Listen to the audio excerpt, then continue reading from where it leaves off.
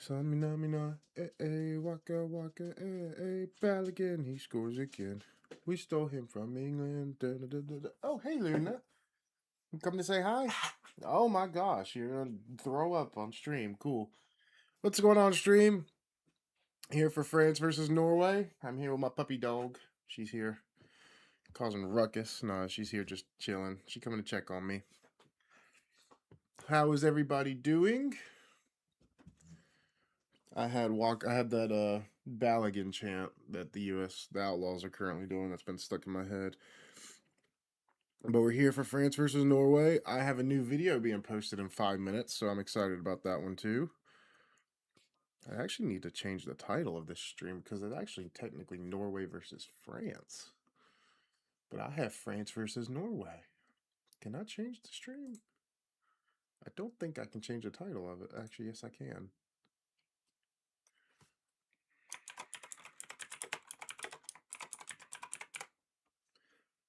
Let me save that so people don't get upset whether their team is first or not. Alrighty. Alright, let's get this France-Norway game up. Hope everyone is doing well. I hope everyone's excited. I am just waking up and eating again. Because I had actually just woke up from the long road trip that I had to be involved in yesterday for the Germany game.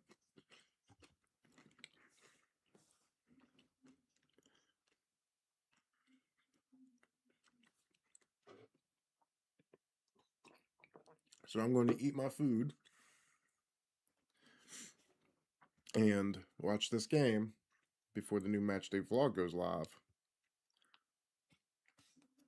So if I sound a little tired, I apologize. Because like I said, I just woke up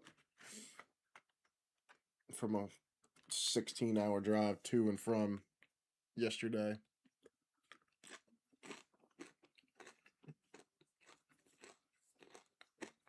Norway starting lineup. No Haaland? I'm sorry, what?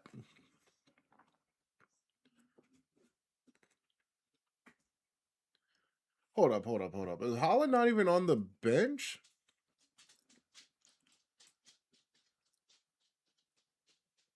Did I miss something here?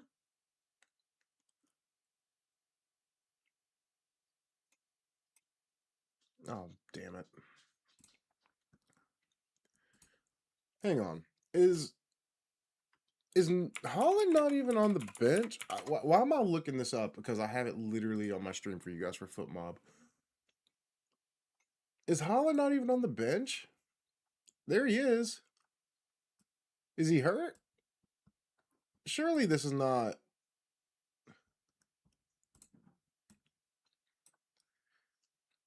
Somebody right here. Why is Haaland not starting? Is he on the... Haaland has improved in all around... Give me the bench. Is Haaland on the bench? Yeah, he's on the bench. Why? Wait, why is Haaland on the bench?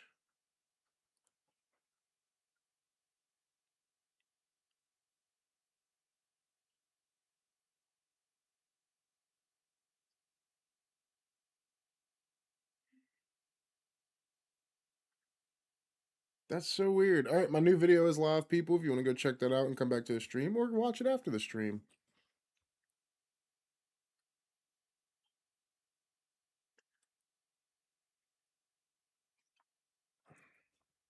My prediction for this game, I'm going to go 3-1 to France. No, 2-1 to France. I'm going to go 2-1 to France.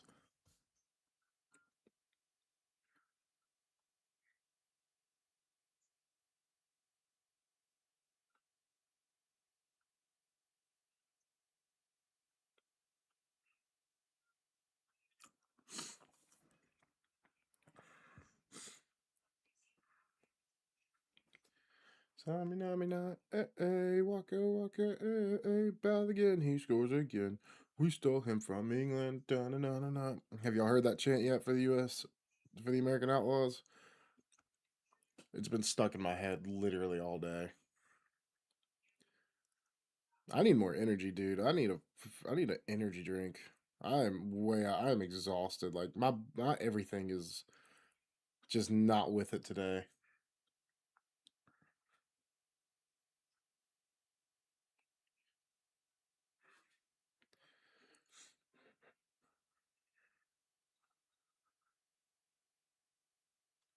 I mean, I'm still getting like this video and everything prepared that's posted. I'm trying to get it all set up.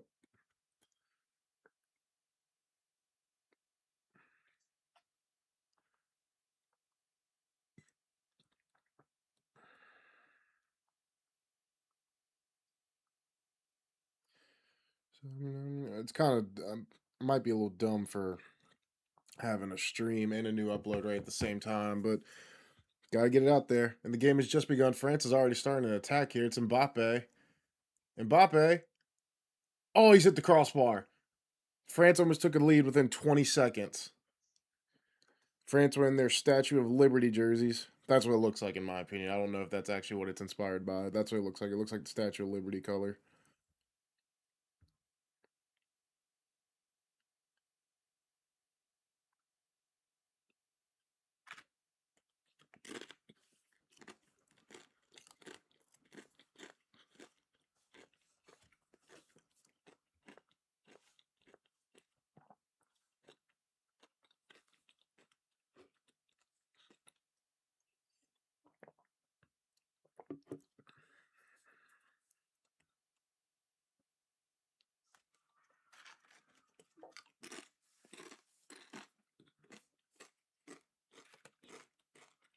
Should have put cheese on these chips.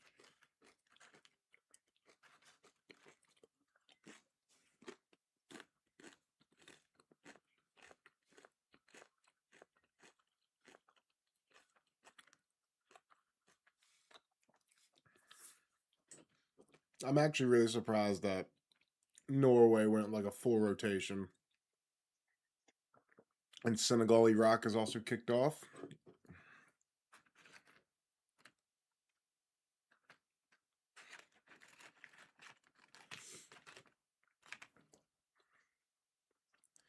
Alrighty, let me go back here.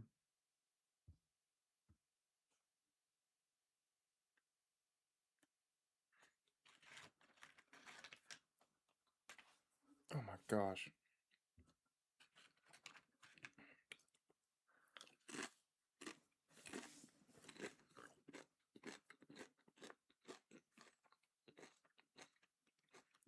France want to finish top of the that's the one thing that's weird about Norway. I'm doing a rotation side like is Odegaard starting? Yeah, they went with the second team. The Norway don't care about finishing first. They want to finish second, which I found very, very weird. And then you've had France who want to finish top of the group.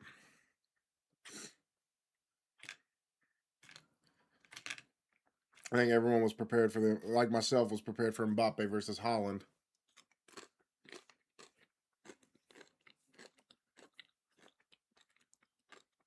Here come France again. Mishit pass. Elise. What's the starting line for 11? I mean, it's a little bit of rotation in there for France as well. I mean, actually, no, it's not. What am I talking about? Lacroix, I guess, is a rotation player. He's a center back coming in for Saliba. Doué's back in the 11. Because I think the last 11, it was Mbappe, Elise Dembele, and who started over Doué last game? Bocola, that's right.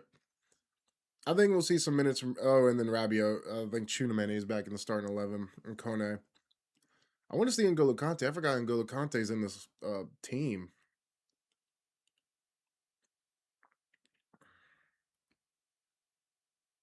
Oh, good ball. Cut back. France. Good save from the goalkeeper. Another chance. It's flicked on, but it's falling all the way through the Doué out wide. Doué. Doué with the sneaking ball in, and it's a corner for France. What other games are today? I actually don't know what games are. I know Spain and Uruguay play. Egypt, Iran, New Zealand, Belgium. 11 p.m. Wow. And then tomorrow is these games right here. Argentina play at 10 p.m. tomorrow night. Wow. Elise, Teo Hernandez, Mbappe. No way he's gonna pull that. Yeah, I mean he pulled it, but it's easy. Well, I don't think that was Mbappe. I think that was Due actually. Be right back, Jack. I'm gonna go put cheese on my nachos.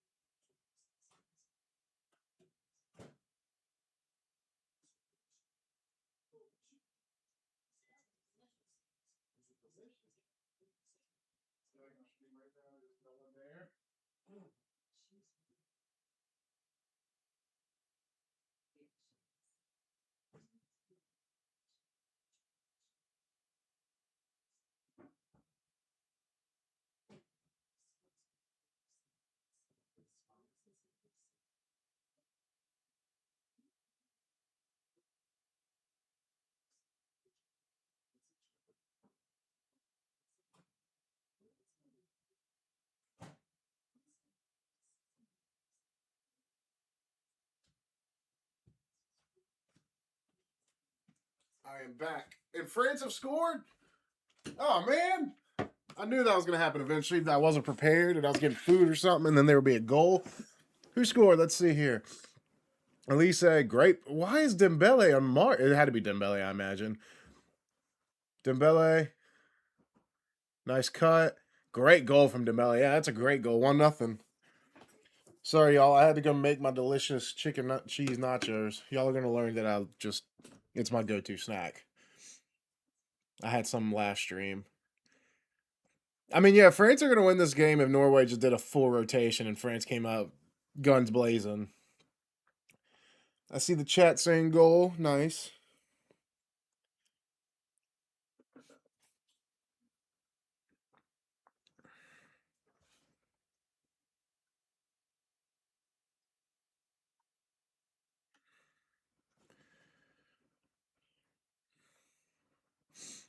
Not, that's Dembele's second World Cup goal this tournament, his second ever major tournament goal, too. He's finally stepping up for France when they need him. That's a good thing. France need players to step up other than Mbappe. Mbappe's gone down here. Due. Due with the. That's the second time Due's shot that low driven shot from way out.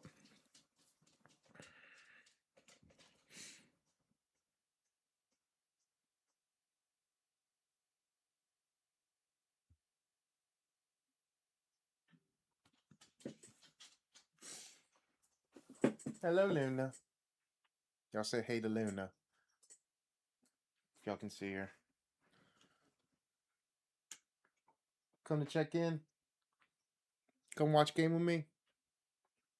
Yeah.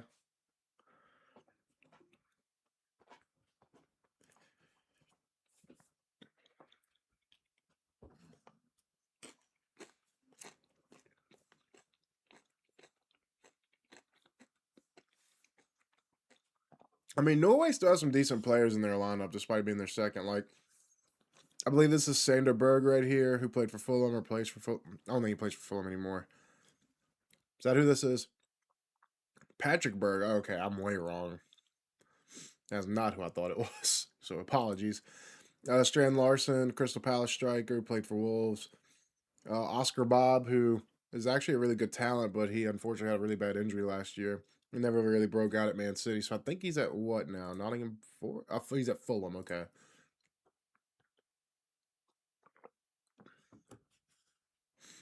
And then you have Norway's bench. You have okay, there's Sanderberg, so his brother must be Patrick, but this is who I was thinking of. Who's he play for currently? He still plays for Fulham, okay. Hogg, of course, broke out in the Champions League last year for that no, not Bromby. What's that team's name? Oh, that's gonna drive me nuts. Bodo, that's who it is. Okay. Erling Haaland, of course, on the bench. Noosa's on the bench. Odegaard, Sorloth, Pedersen, Ryerson. I mean, their whole 11's right here, really. Here come Norway. There. Oh my gosh, he misplaced the pass. Shot from Norway outside the box, but it's an easy catch from Magnon. Mbappe with the assist for the. Oh wait, was it Mbappe's assist for the Dembele goal? I thought it was Elise. My eyes are deceiving me today, apparently.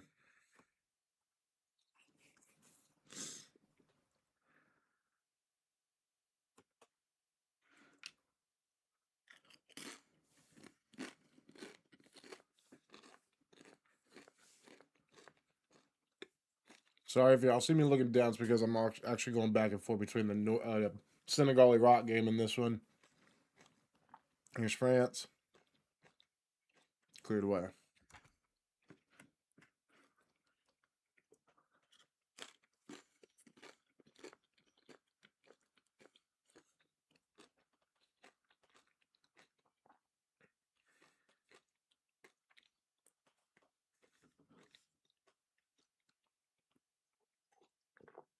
Teo Hernandez with the cross. Mbappe at the back stick tries to hit it back into play, but it's nobody's there, and it's overhit.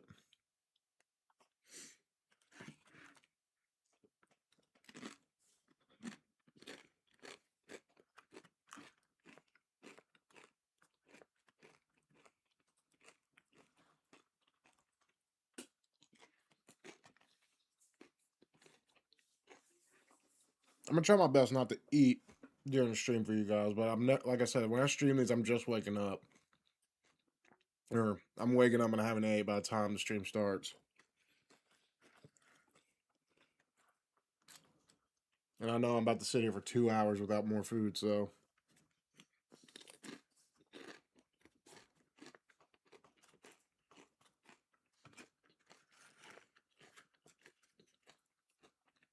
Elise, keep her safe.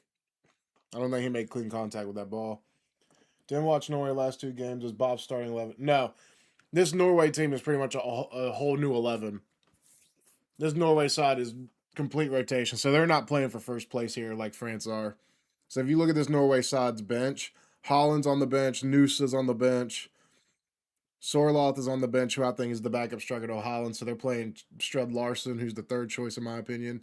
Sanderberg's on the bench, Odegaard's on the bench, Ryerson, Pedersen. These guys are all. It's a whole pretty much different 11 from Norway. Norway are not going playing for first place this game. They're just playing to rest since they've already made their way through with second. Because they beat Senegal in the head-to-head, so they're going to finish second no matter what happens.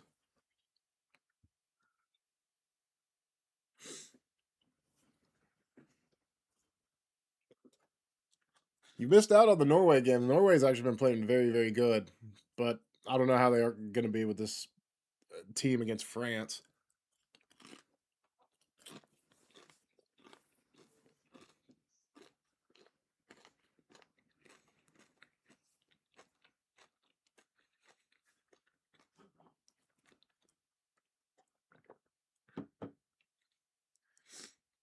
Norway with the free kick and swinger. It's cleared away. Out wide now. Good defending from France, but Norway pick it back up. Cross whip back in. Oh, nice touch. Oh, what a chance for Norway. It was Strud Larson. That first touch was crazy. Whether he meant it or not, I'm not sure. Good touch. And he's pretty much, he has an open shot. He doesn't have an open goal, but he has a one-on-one chance practically with the goalkeeper, and he flew it. All he has to do is put his foot through that and lever it, and it's probably going in.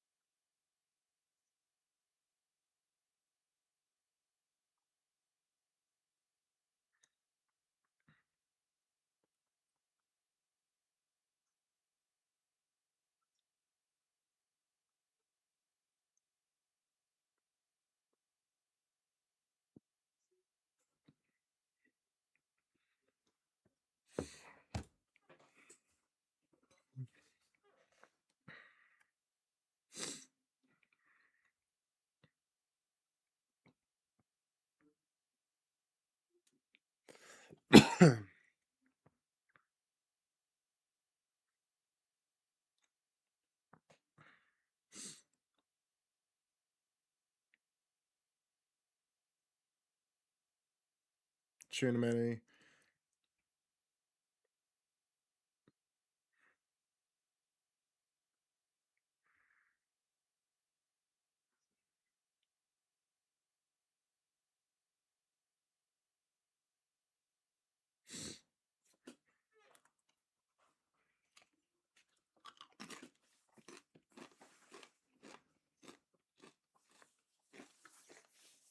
It's a filthy touch from Due.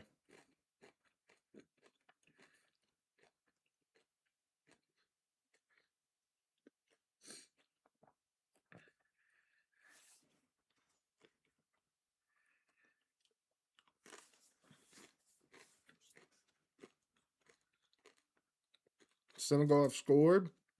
Diarra. I must have missed that.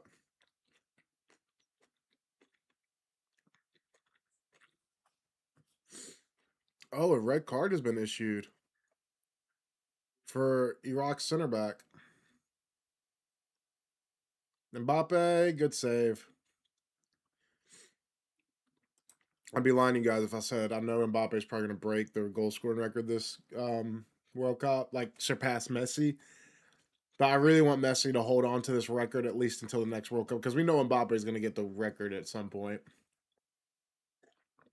whether it's this one or next one.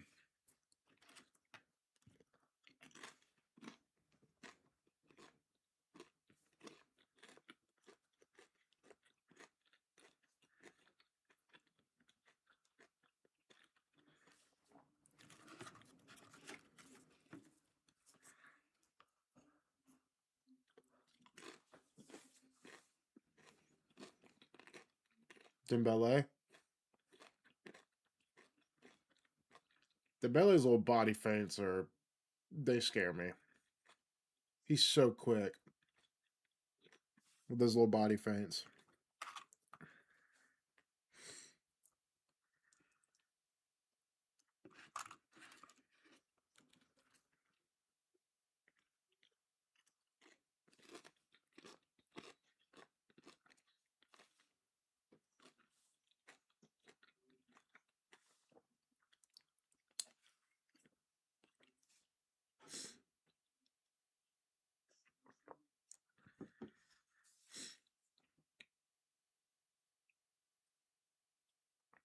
I hope we see players like Haaland and them come on for the second half at least.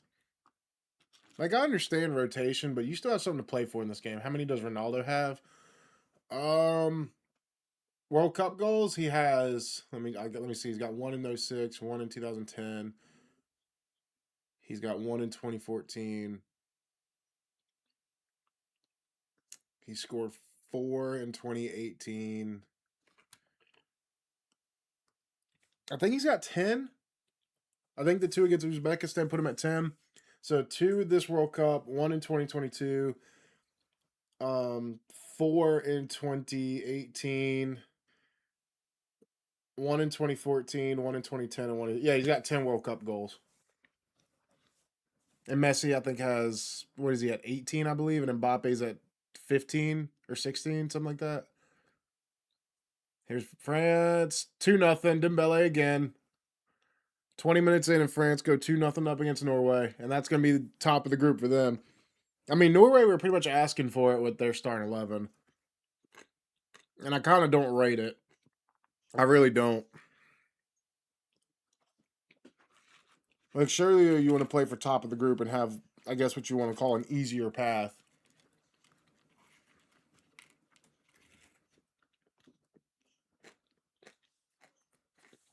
Mbappe got fouled in the build-up, but I think that's 2 assists now for Mbappe.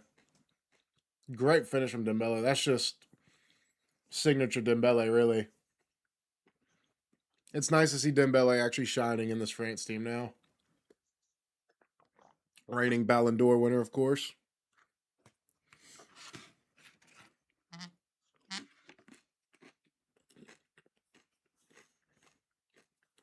Yeah, Mbappe assist.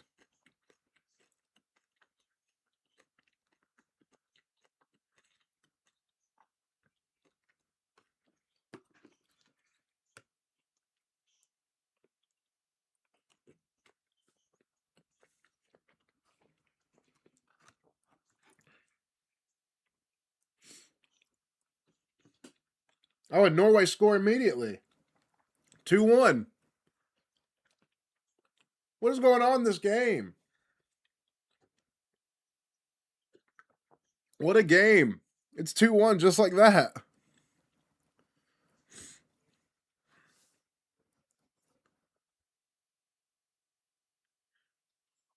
Straight from kickoff, they go out the left side. Nice little, nice little body feint, and then just hits it at the near post. That little body feint right there to throw off up a Meccano. That's a great finish. That's a great goal from Norway. Fair enough.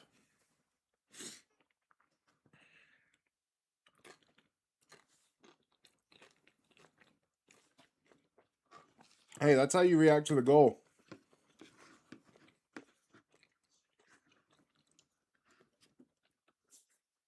This game is looking a lot like USA Turkey last night. If you guys watch that Turkey versus USA game, let me know because I was watching that on the way home last night, and I'm really disappointed the USA lost that game because they didn't deserve to lose, and I really wanted us to finish with 9 points in that game.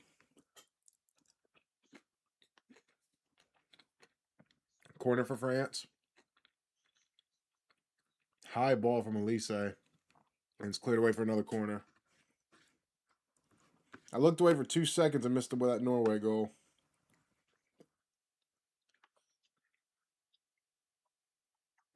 Oh, it's a goal kick actually, but they gave. No, it's a corner. What am I talking about? I was thinking Norway was attacking.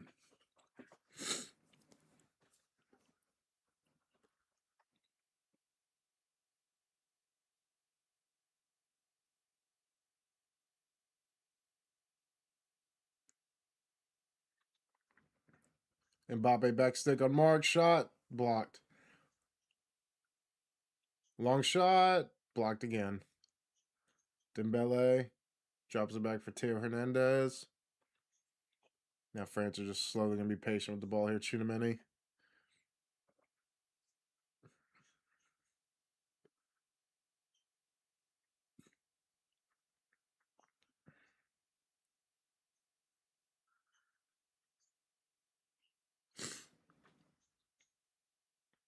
Mbappe. Still waiting on Elise's first World Cup goal. Theo Hernandez shot high. There's a lot of Norway fans in that stadium. See, this is what I'm saying. If you guys are watching the game right now and look at that replay, look how many Norway fans are standing behind the goal, right? Behind the goal, the dedicated Norway fans. And look, I know we're the host and everything, and I'm not saying we need to be showing favoritism in any sort of means. Hydration break, by the way. But what I don't like is how USA's ultimate fan bases, like Sammers and American Outlaws, and just the U.S. soccer fan base in general, those dedicated fan groups are not being put in like the better seats. Like I know we're gonna outnumber the away fans no matter what, unless we're playing like a Mexico or something, then we'd probably be outnumbered. But or even Colombia or in Ecuador, or one of those South American sides. But that's what I'm saying. Like we don't have a dedicated. We have a dedicated spot in these games, but we're getting put in like the nosebleeds, and there's nothing wrong with the nosebleeds per se. But you would think U.S. Soccer want their dedicated, loyal fans like in the best seat they can get them. And I don't think the best seat they could get them was high in the nosebleeds, especially the Outlaws who have the drums and stuff. I don't know. That's just my opinion because we saw against Australia, the Australian fans were put directly behind one of the goals, right? And you could just see a sea of yellow. Why weren't those U.S. dedicated fans put behind the other goal or something? Which I know behind the other goal was mostly U.S. fans, but it was just random USA fans. It was the USA fans and then a mixture of neutrals, I guess.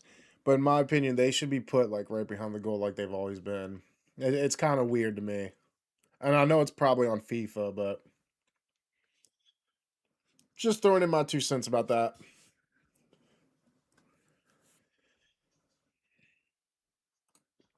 Senegal, Iraq still 1-0. Iraq, of course, went down to 10 men. They actually made a substitute. I'm assuming to put another center back in. And Mbappe starts. The young gun for PSG. It's Koulibaly on the bench. I'm getting sidetracked. Yeah, Koulibaly's on the bench. Looks like Senegal did some rotating. Some rotating. I'm not saying it's not their strongest team because they still got Sar and Mane, but Mbappe has been very good. Nicholas Jackson has been great for Senegal. Now let me pull up the France game back. Where's it at? Up here. There we go. There you guys go. If this team is B team for France and only France can beat France, it's not France. I mean, here's the lineup right here. I have it right here. It's not their B team, but it's definitely not a full list A team.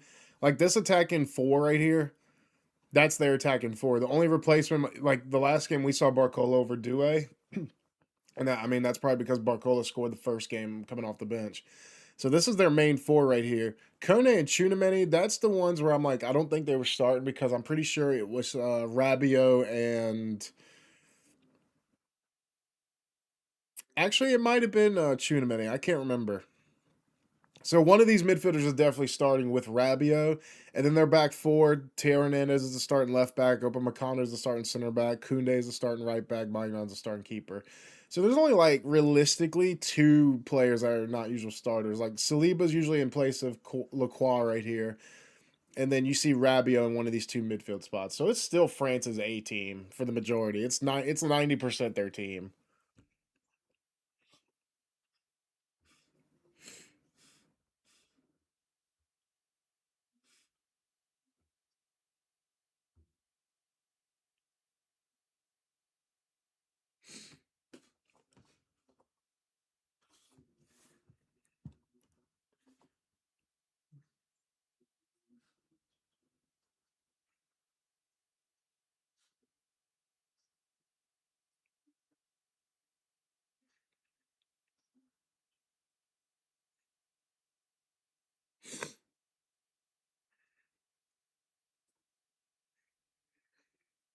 But even still, if you go down to France's bench, Taram, Mateta, Barcola, Emery, Cherky, Conte, Rabiot, Saliba, Gusto. I mean, their B team is still like their B team is still better than their most other teams. So you're right about that.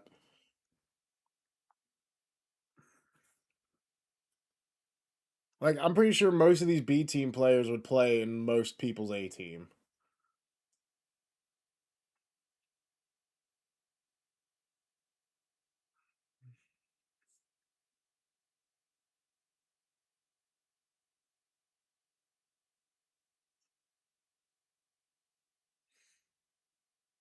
I really think Norway could have given a proper. I mean, they already are giving a little bit of a proper game here. Oh, nice, nice back heel. Can they make it 2-2? It's scrambled. Magnon gets it. That show didn't watch this group at all. Just watch out. What show? I'm not listening. I just realized I'm not even listening to the commentary.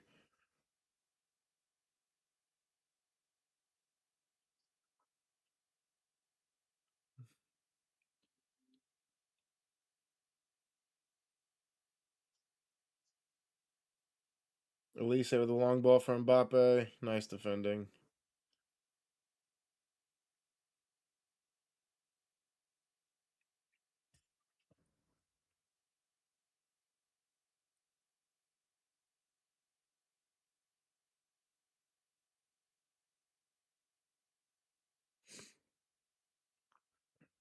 But what I was saying is, I think Norway could actually give France a run for their money here with their A team. Not saying they're not already, but it'd be a lot different game if they would have had their starters like Haaland and Odegaard and those type of guys.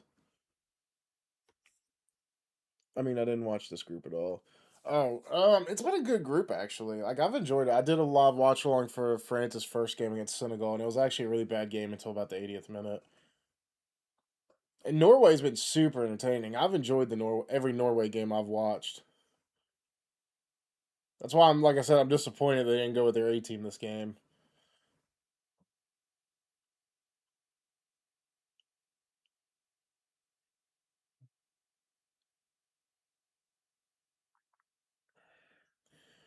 I'll tell you what groups I haven't been paying attention to. I haven't paid much attention to Mexico's group. Not because it's not that I didn't want to watch them. It's just I don't know. Those games weren't.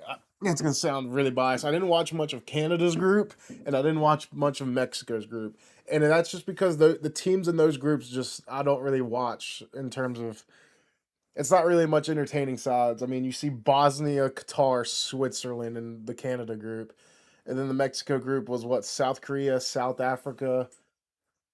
Oh, here come Norway, and yeah, South Africa, South Korea, Mexico, and Czech Republic.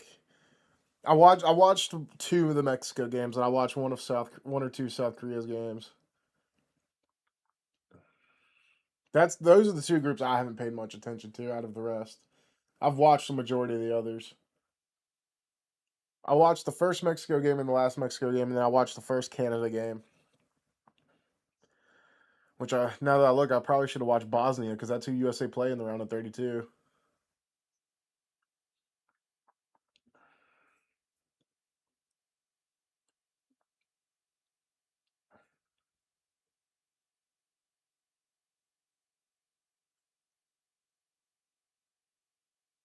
Dembele, he's on a hat trick. Dembele, he's looking for it, and he's got it. Hat trick for Dembele. 3-1 France. It's a hat trick for Ousmane Dembele. His fourth World Cup goal this tournament.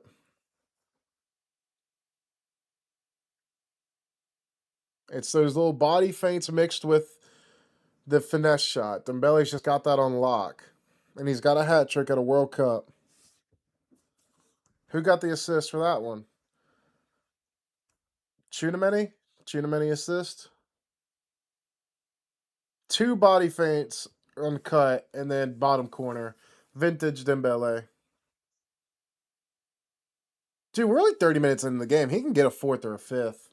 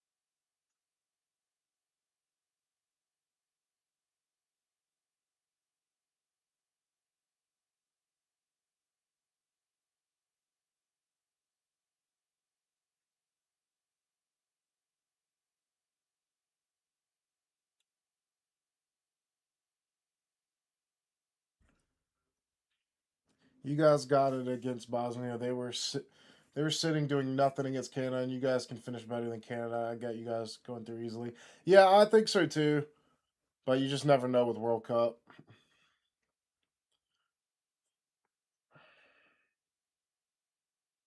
And then after that, I think we have like the winner of Egypt and possibly Senegal, which that'd be a tough game. Senegal, which we already played them right before World Cup and beat them 2-1.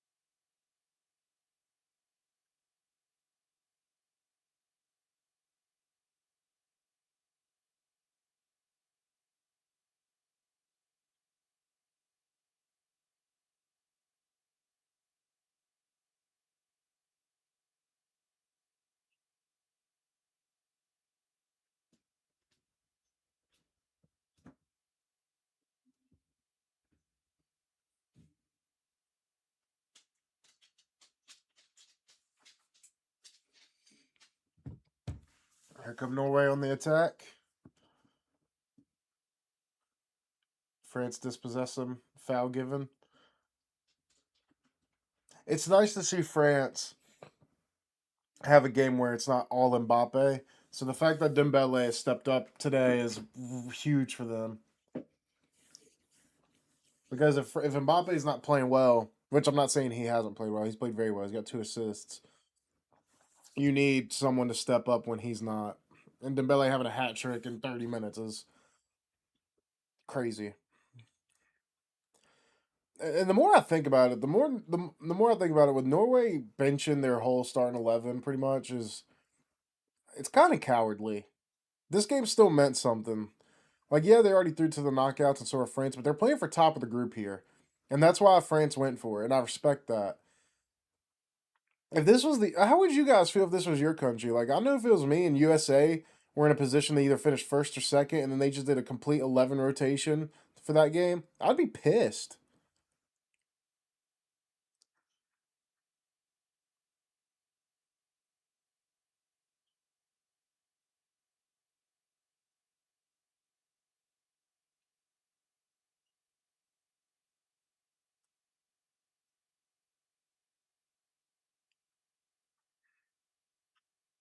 Like, you're giving yourself a harder path, I think.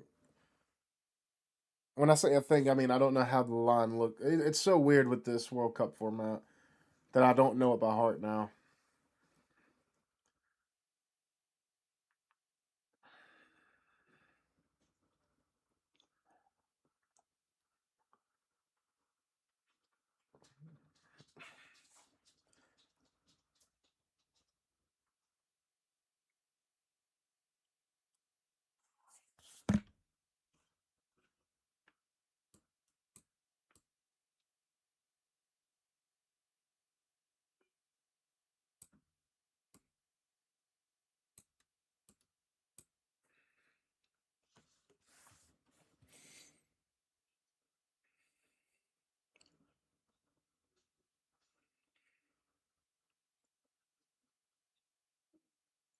Long ball out wide for Doué. Doué gonna run at the defender here. Nice little cut inside from Doué, but it's nicely dispossessed by Oscar Bob. And Norway cleared out. Will we see more players from Norway in the second half? I don't know. I'm dumbfounded by them benching their starters. Dembele, Kone, Teo Hernandez, Doué, Mbappe. Is that a foul? Nope.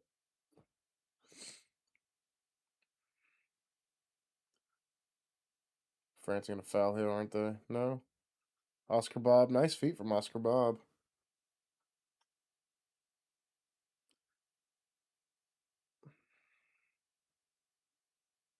Handball.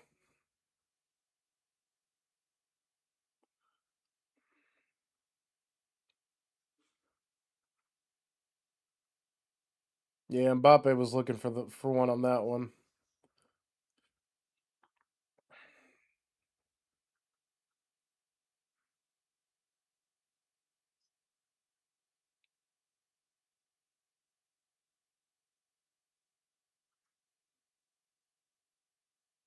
Long ball, out of play.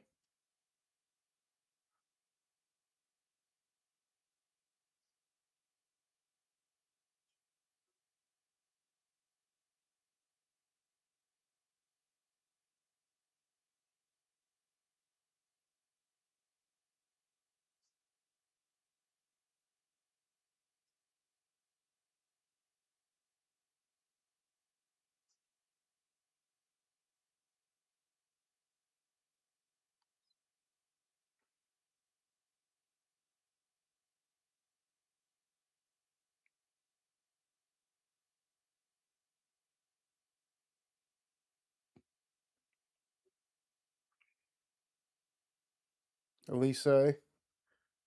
Still waiting on Elise's first World Cup goal. Dembele. Out wide for Doué. Due.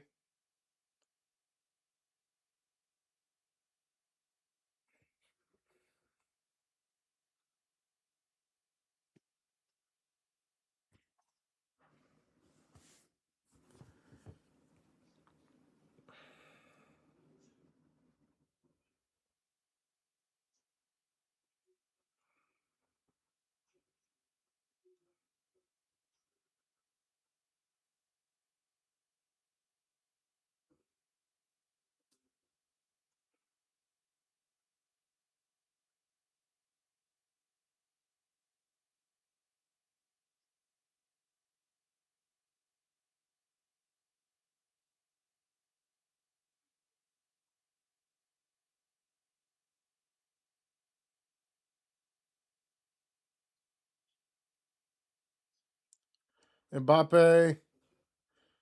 Keeper makes up for that mistake. Oh, it was Due, not Mbappe. Excuse me.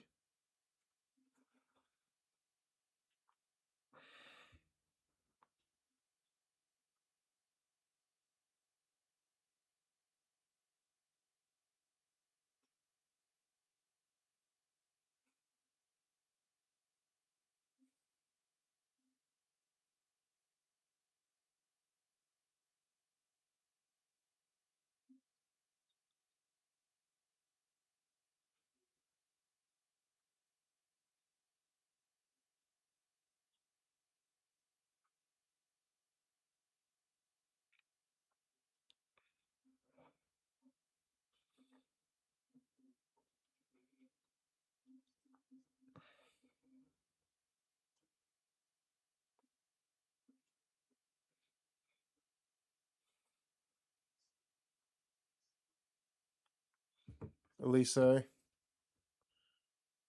Elise out wide. France have numbers. Dembele. Can he get a fourth? Dembele tries to be unselfish. I think he should have shot that, to be honest with you. I know he's on a hat trick. Cross, overhit, goal kick. I don't think he should have been unselfish there. I think he should have just went for it. Too many players were behind him and not ahead of him.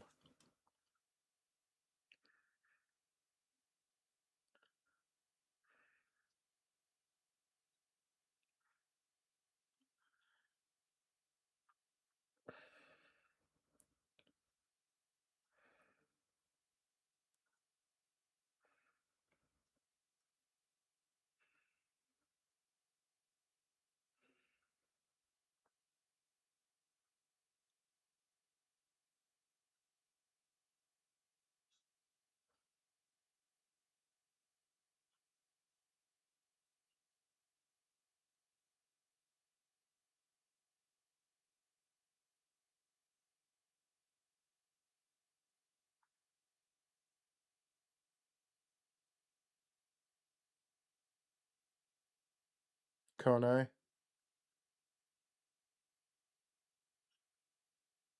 Kone, nice 1-2. Ah, great 1-2 with Kone and Mbappe, but the keeper does well.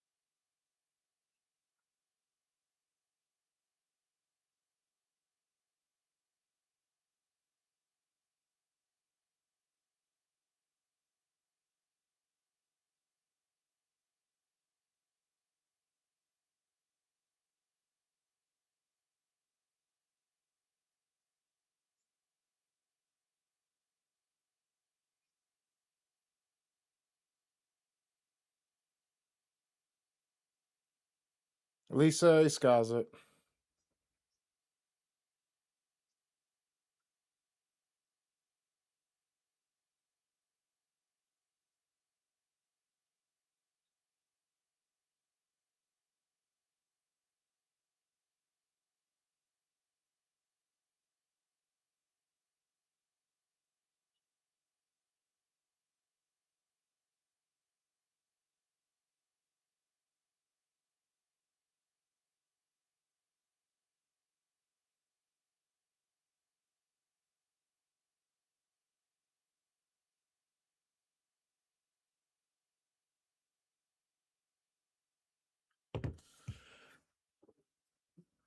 5 added minutes.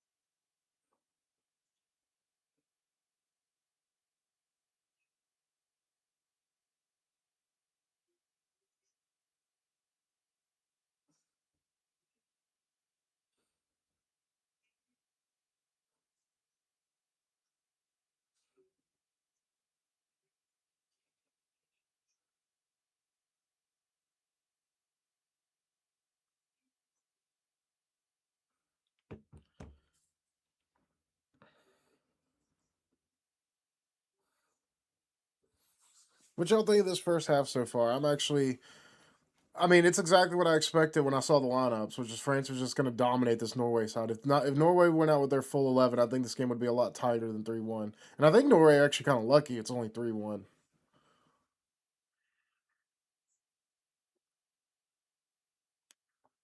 I think France are going to make some heavy changes in the second half.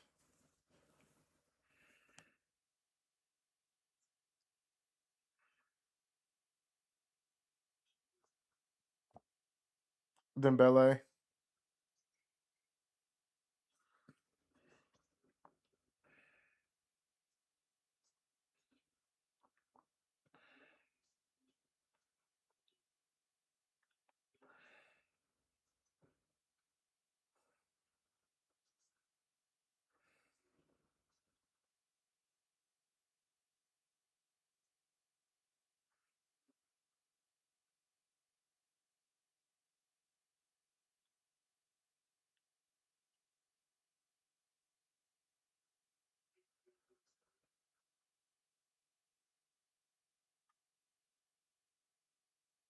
Good long ball.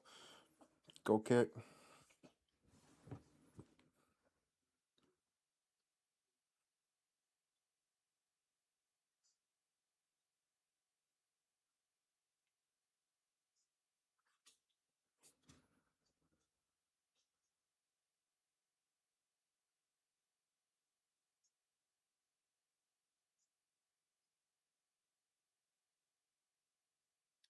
Halftime, 3-1 to France. Yeah, I mean, that was always going to be the case, wasn't it, with how the lineups are. Dembele with the first half hat trick.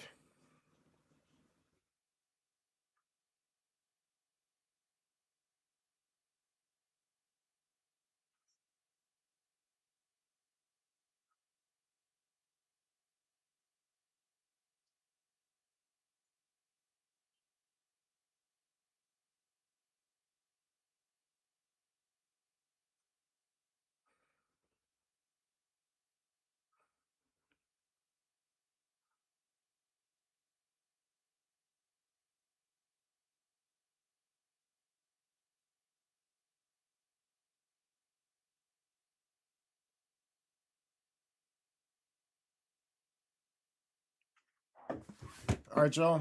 I'm going to go get me something to drink. I'll be right back, and we could talk more about this half.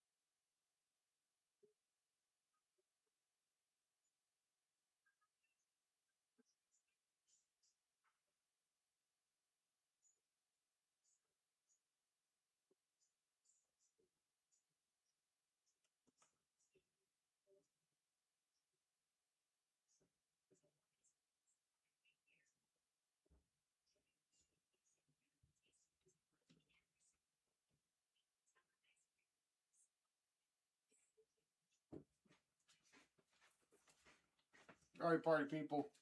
I'm back again. I didn't even get a drink, dude.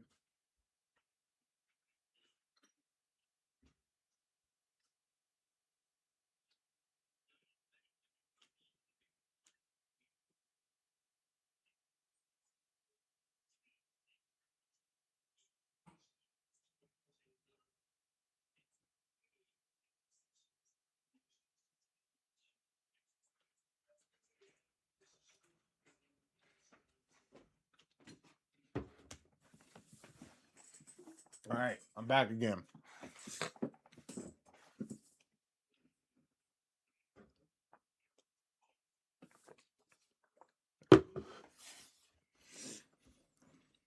I expect Haaland to come in for the second half and Odegaard. And then for France, I mean, whoever you bring on is a game changer. I think Marcus Thuram deserves more minutes in this France side. Maybe give him a Teta World Cup debut. What a story he has for France, by the way. Um, Ryan Cherky definitely deserves more minutes. I want to see N'Golo Kante. The Chelsea and me and the bias side of me really wants to see N'Golo Kante.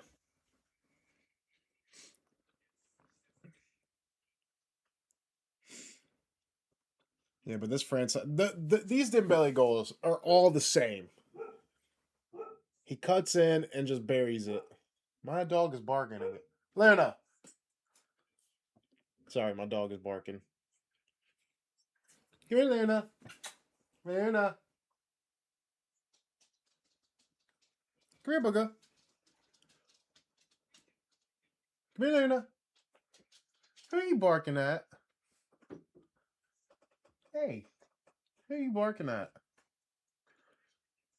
You just being protective.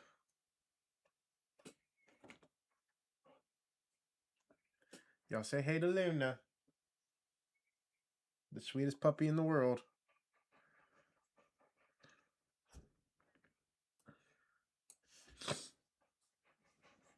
Say I'm barking at whoever I see. You looking out a window? Quick.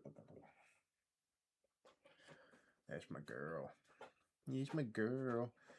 Oh, I missed the Senegal highlights. Is it still 1-0 in that game?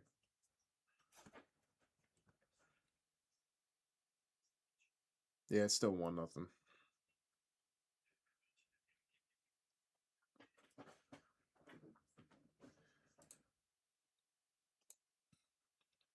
I want to see that Senegal goal. I didn't see the Senegal goal. Corner whipped in. Oh, header. Nice.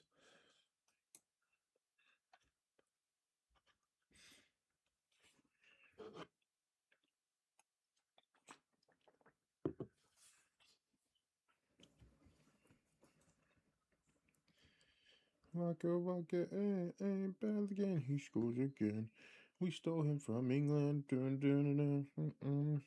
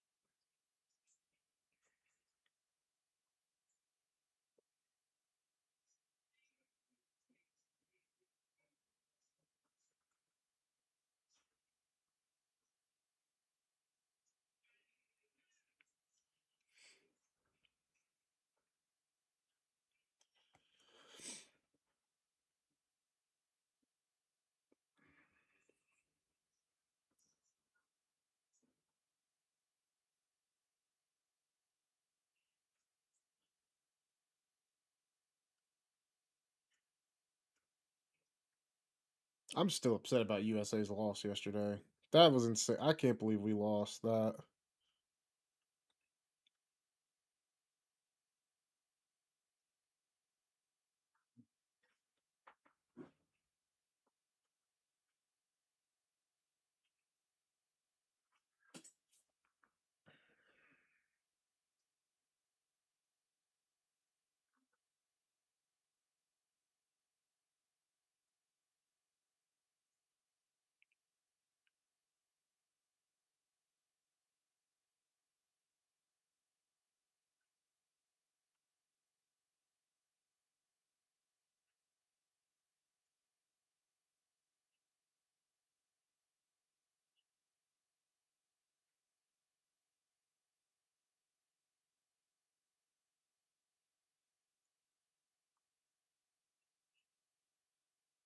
I see that the USA have offered Pochettino a new 4-year contract. I actually hope he signs it. I think he deserves it. He's already done, but he needs to continue on with this knockout phase. It's going to depend what he does in the knockouts for sure. What are you doing, Luna?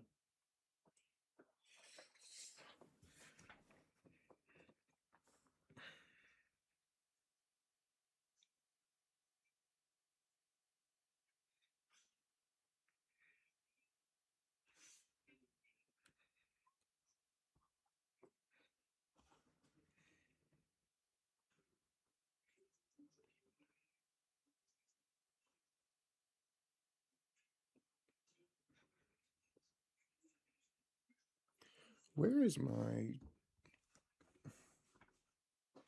Hey,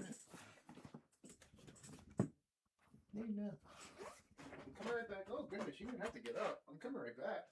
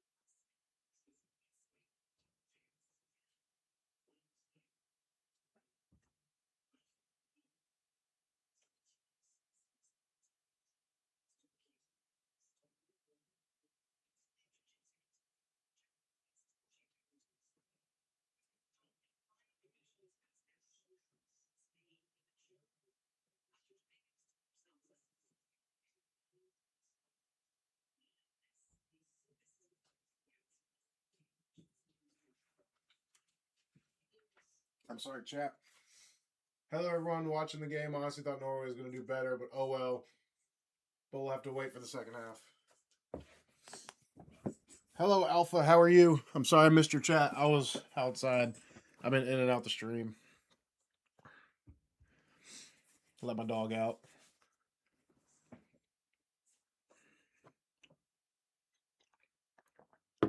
Guys, while we're at halftime, I will go ahead and tell you spend this time to watch my new video. I uploaded a video the same time I did this one. I went to see Ecuador versus Germany. Kinda. It kind of went wrong. Not going to lie to you. I still made it to the game. Yeah. Kinda. So you got to go check it out. It's actually a really short video. So make sure you go check that out.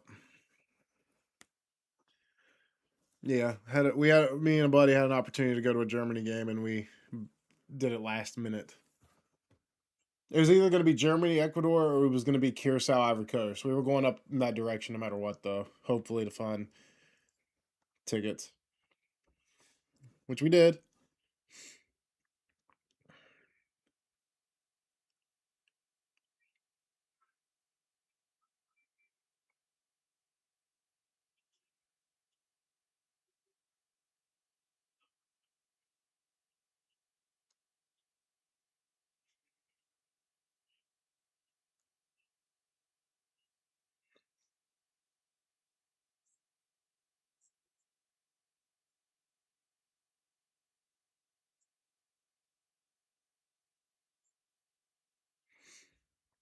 So, yep, as I was saying, make sure you go check out the Ecuador versus Germany match day vlog. It's a short video, but it's a good video. It's definitely a memorable one for sure.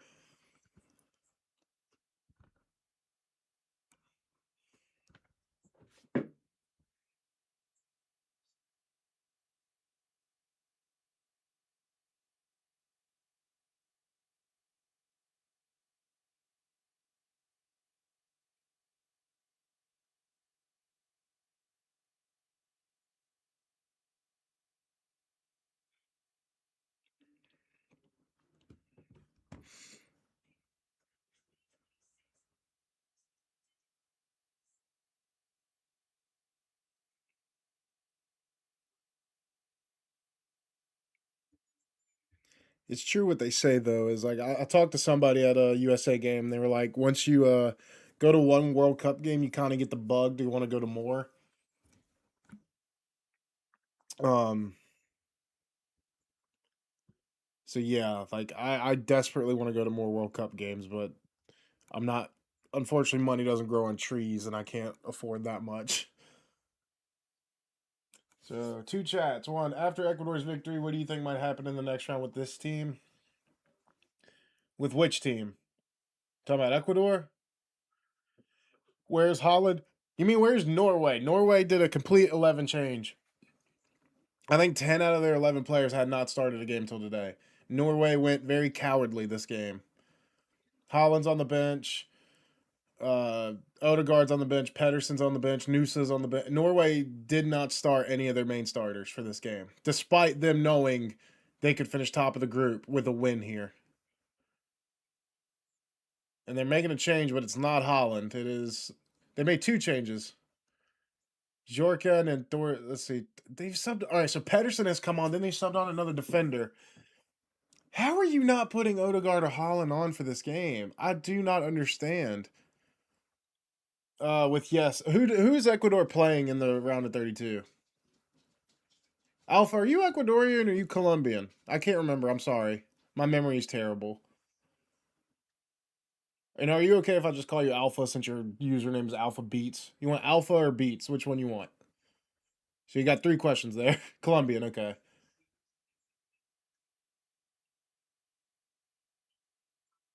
Who's Ecuador playing in the round of 32?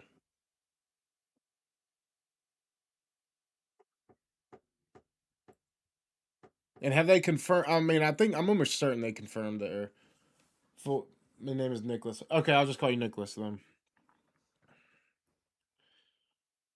Ecuador are through, right? Please tell me I'm assuming they are. They got 4 points. That should be enough. Yeah, they're going through. Okay. If so, then not. Oh, they got Mexico. Does Ecuador have Mexico at the Azteca? Ooh, that's tough. My thing is, I don't think that Mexico side is the best in the world. Like this is the opponent will be the first place from Group L. Oh, will it be from Group L? I thought they were playing Mexico.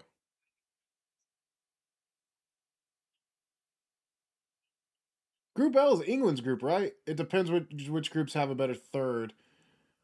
I'm reading on here; it's most likely Mexico.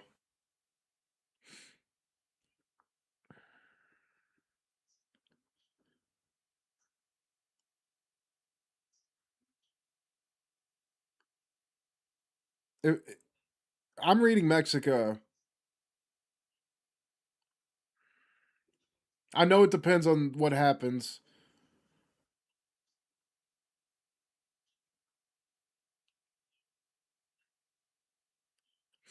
Mexico or England. Okay. Weirdly, that's very favorable for. I'm not saying I don't want to say favorable, but that's very good for Ecuador.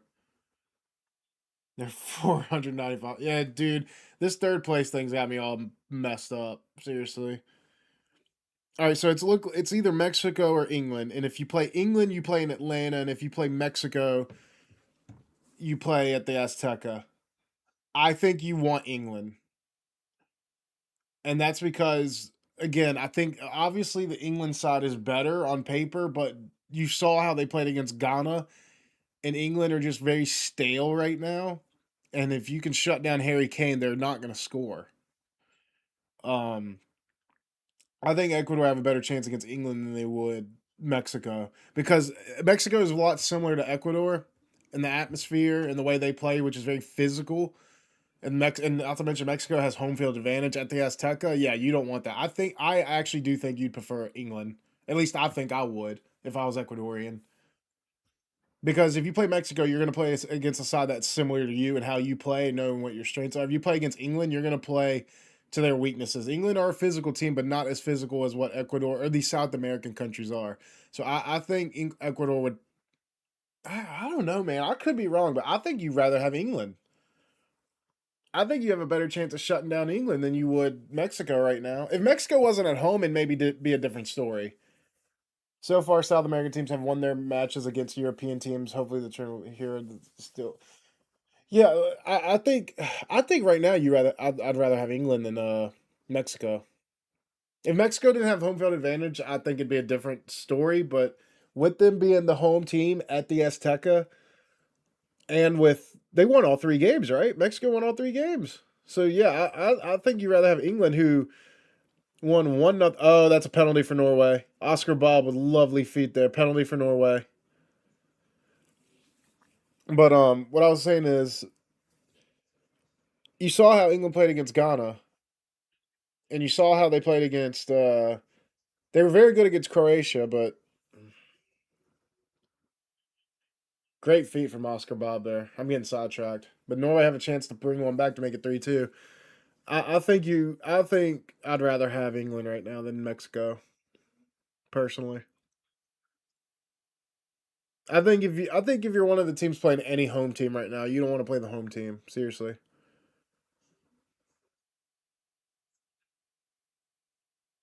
I'm upset about USA Turkey last night. We shouldn't have lost that game. I thought the draw was fair. But we did have a full 11 change, and we played players we shouldn't have even seen. We honestly played players I didn't even think were going to see minutes despite the guarantee of the group. Like Miles Robinson shouldn't have played. Um, Mark McKenzie had a howler game. That's what I said about Mark McKenzie. I think he's a good defender, but he has a lot of bonehead moments. Mark McKenzie was not very good. Pepe was awful, which kind of sucks because Pepe's in bad form right now for USA, and I really do like Ricardo Pepe. But I think that's a video for. I think that's a different video in itself because I got to do my match preview for USA Bosnia. Penalty here for Norway. It's gonna be Stred Larson, the Crystal Palace striker, former Wolves, to bring one back. There should be Haaland taking this penalty. My prediction: he's gonna sky it. It's missed. He did miss it. Okay, great save from Magnon.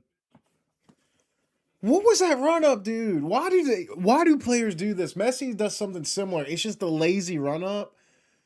That is genuinely a god awful penalty. It's like he was so easy to read.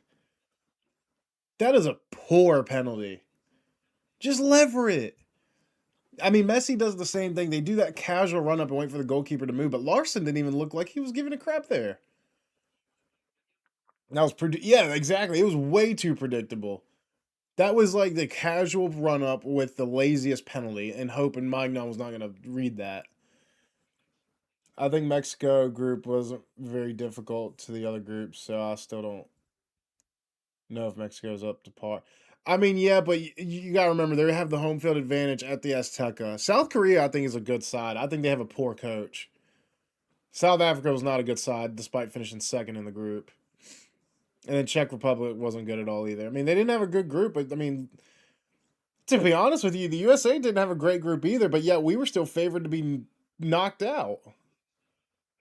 If you guys saw a lot of match previews from some of these European guys, they said we were going to get grouped or make third place. Oh, there is no like strong group in this World Cup. With the extension of teams, there is no strong World Cup group. There's no group of death.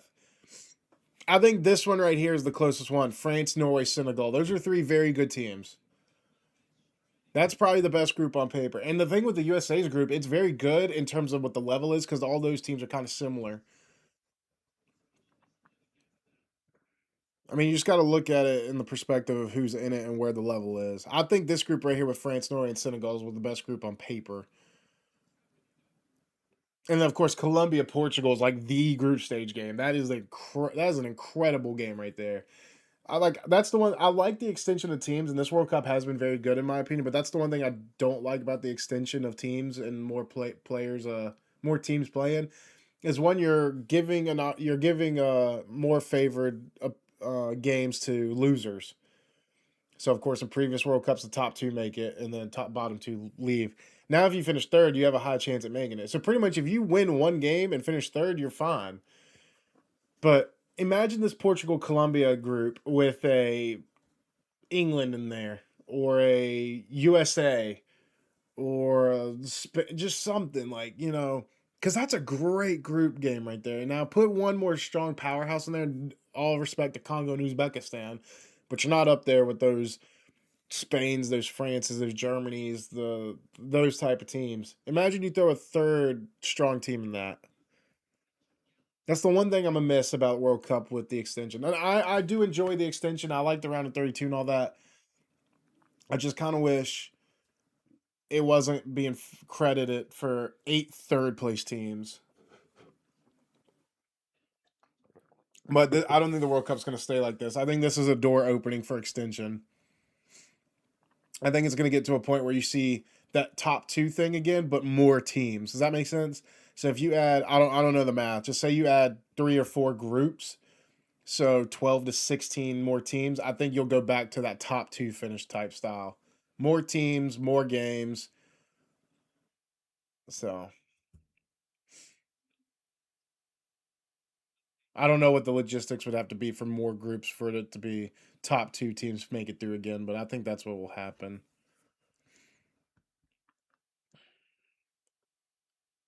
Guys, I'm going to go ahead and ask you already if you haven't subscribed, if you haven't already. We are on the road to 10,000 subs. I was going to hope to hit it before the World Cup ends, but it's not looking likely. But that's okay. We all good. Make sure you check out the Ecuador-Germany game and like that video. And if you could leave a comment in that video, that'd be much appreciated because that helps the algorithm of the video spread out to loads of more soccer fans, football fans. So please do so. It's a short video, but I actually did enjoy that video because it was a last-minute thing. Norway, good set piece. Their corner just goes wide. Although FIFA is currently evaluating a proposal forward by CONMEBOL and South American members to expand the tournament to 64 teams, I think that's already too much. I just think it depends, I like the idea of more teams being in the World Cup, I guess, but I don't want more players having to play more games. You know what I mean? I understand that these players complain about playing too much and they don't get much of a break. I understand that. If you extend it, just extend it to where, like, if you're going to extend this again, just extend it to where the round of 32 is the minimum and add more groups and more teams play. So you're still playing the same amount of games. You're still technically getting more rest because there'll be more space in between days for games. I just I don't want this to get to a point where it's like round of, what would it be, 64? Yeah, we don't need a round of 64. Keep it at the round of 32, and if you were to add more teams, just make it to where the top 2 teams make it out the group again, kind of like it was before this World Cup. I hope what I'm saying makes sense. I don't think these players need to play more games than it already is. I think round of 32 is like a good max you need to be at. So group stage, round of 32. We don't want to see group stage. Ooh, Mbappe with a good chance there. You don't want to see group stage round of 64. No one wants round of 64. So I'm okay with more teams competing as long as it's not giving more players more games. And then you see the introduction of the top two of each group finishing out again rather than third place teams making it. I think after that is where you just cut it. Just don't worry about it no more.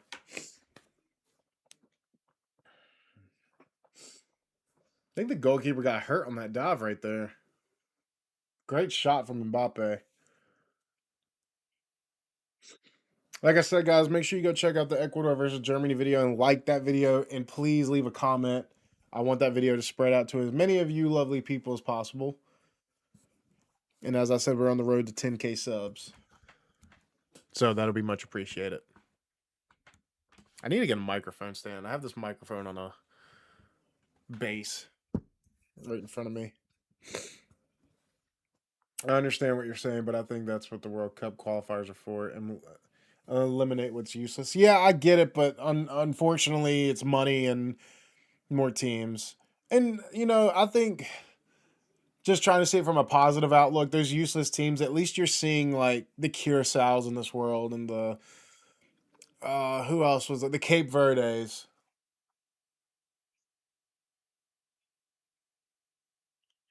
With 64 teams, it'd be the same amount of games per team if they reach for final game, but passing as the best third places. Yeah, that's what I thought. That's what I think this was doing. It was opening the door for that. And that's where I hope it stays after that. I think that's the max of what you should do. But what I'm saying is, yeah, it's useless teams, but you need to see the beauty in it. Look at Cape Verde and look at Curacao getting their first World Cups ever. Cape Verde with two massive draws against Uruguay and Spain, and deservedly so. Which Cape Verde could have beat Uruguay. And then Curacao, yeah, they lost 7-1 to Germany, but when they scored that equalizer against Germany, it was just such a beautiful moment for that player and that team.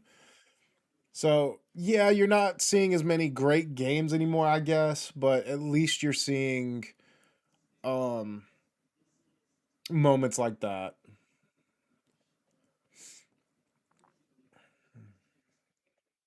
And I could be wrong. I think there's eventually going to be a point where qualifiers are more than just your region. I wouldn't be surprised if you saw like the Americas combined for a big qualifier, which would be tough.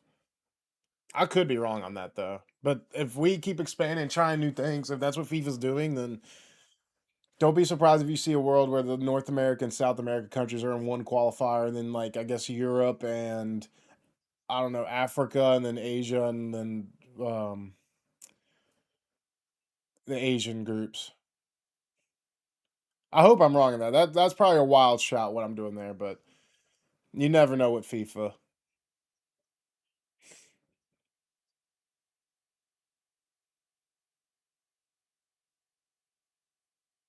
About an hour into this game, and still Asia no shit. Yeah, there you go. I don't know why I couldn't think of the name of it. Even says 64, like one third team of the entire. Yeah, but unfortunately, like that's where we're going. That's what's happening. Whether we like it or not, that's what's happening. And I guess on another positive is you're probably gonna have more players play. That's why you're seeing extended rosters. So more players are going to the World Cup, so more players can rest. I'm trying to be optimistic and see the brighter side of the coin.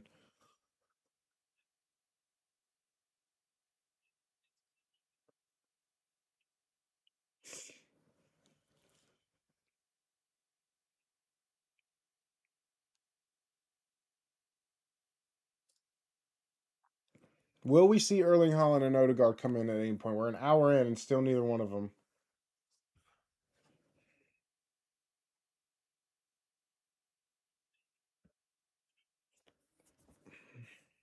Mbappe, nice feet. Free kick for France. I'm gonna listen to the God commentator himself, Landon Donovan. Guys, I'm sorry if I'm blowing my nose and stuff. I'm stopped up today.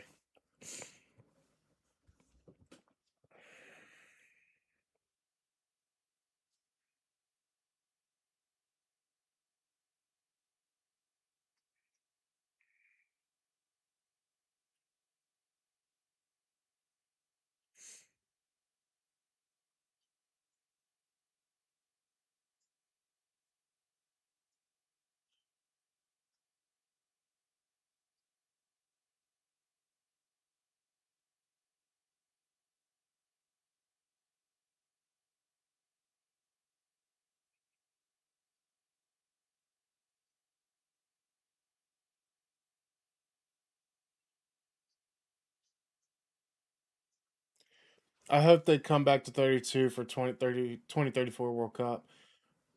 I'm not sure if Saudi Arabia can handle all this by itself. Unfortunately, I don't think we're gonna see a degressed World Cup. I think once we've hit this limit, it stays like that. Unfortunately,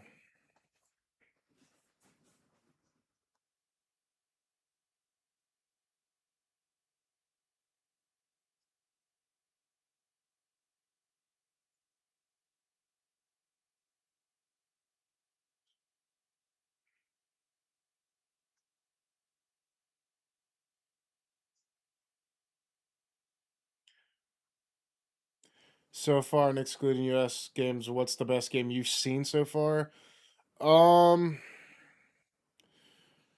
what game have I just like sat there and just smiled?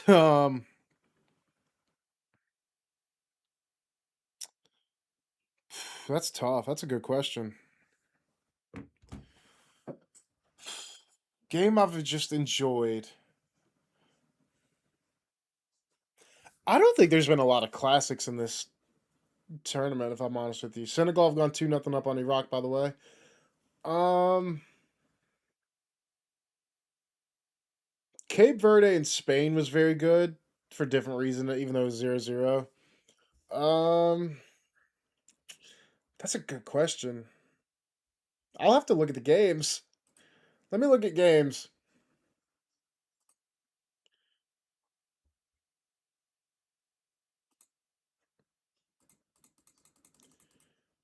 I need to go back to like the opening World Cup. So I enjoyed Netherlands Japan was very good in that second half. Um, New Zealand Iran was a very good game.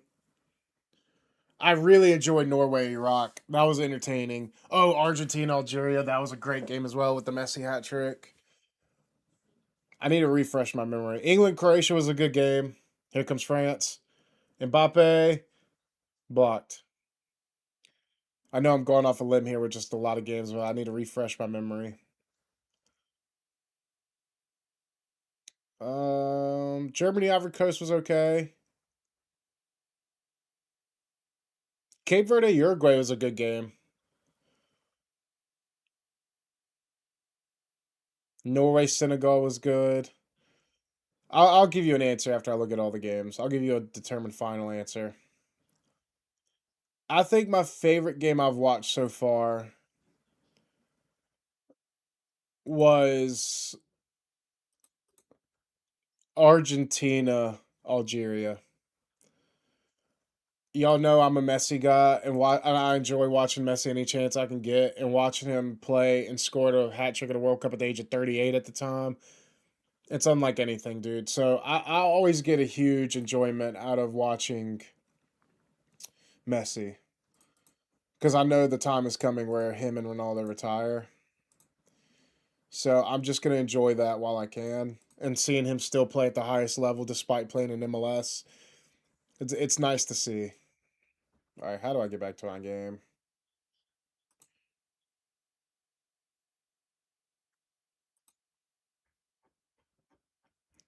All right, how do I get back to my game on here? Fixtures. There we go. Ryan Cherokee coming on, and Elise has come off, and Dembele has come off, and Barcola and Cherokee are coming on. What's your opinion on the 2030 World Cup being held in 6 different countries across the continents? I think it's going to be a logistic nightmare. Is it 6? I thought it was 3. Am I tripping?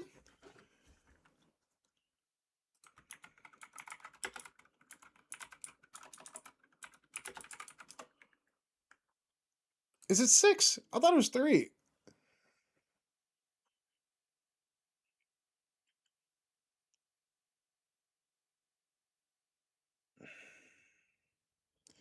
Morocco, Portugal, Spain.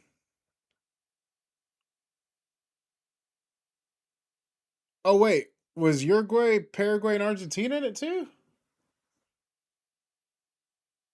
Is this confirmed, these three? Is that confirmed? I knew about Portugal, Spain, and Morocco. Is this confirmed?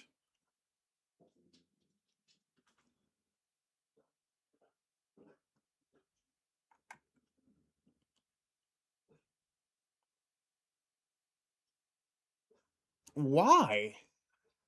Why are they getting like a match? Yeah, that's stupid. If that's the case, that's actually stupid. Like Spain, Portugal, we've seen co-hosts before, including this one, but I think you need to have inclusion in countries that make sense in terms of like co-hosting. Like Mexico, Canada, USA makes sense because all those countries are connected. And then, of course, in 2002, we saw South Korea and Japan. Yes, it's fully confirmed. The designation of the host countries for 30 World Cup has been officially and definitely ratified by FIFA. So does that mean these? So the main three is Morocco, Portugal, Spain. Does that mean that these South American sides just get like one or two games or something? Oh, because of the 100 years of World Cup. Okay, I can understand that maybe a little. In my opinion, I'm gonna try to answer all this in one. In my opinion, the 100 years of World Cup, I think the 100th year World Cup should be hosted in the country it started at, which was it Uruguay? Did Uruguay? Where was the first World Cup? It was Uruguay, right?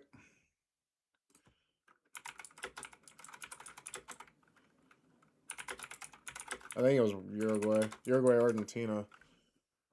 Uruguay, yeah. I think the 100 years of World Cup should be hosted by the country who started it all, which is Uruguay.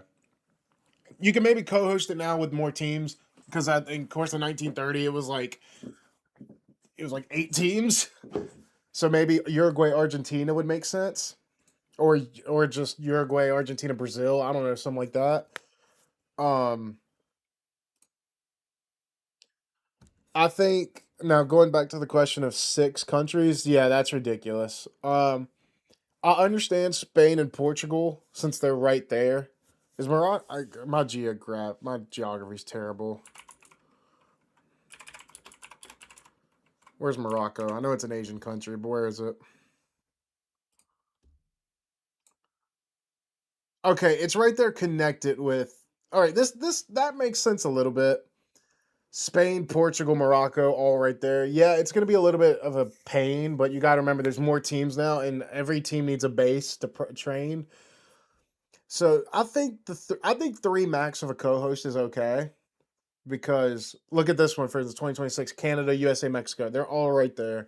2030 Spain, Portugal, Morocco, all right there. That's fine, but I think when you go to a different continent, that's when you're messing up. That's a little too much.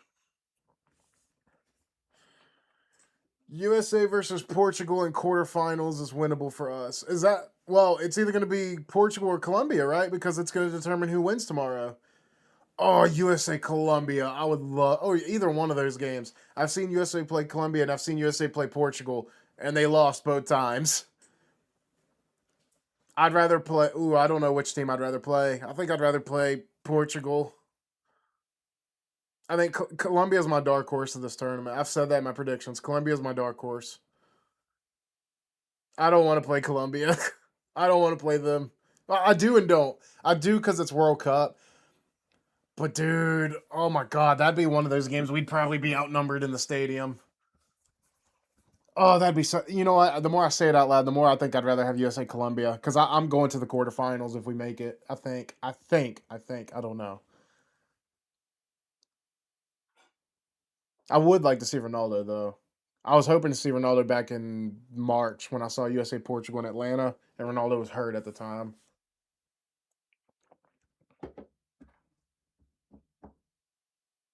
So in the round of 16, who does USA have? It's gonna be like likely what Egypt or Senegal or something like that.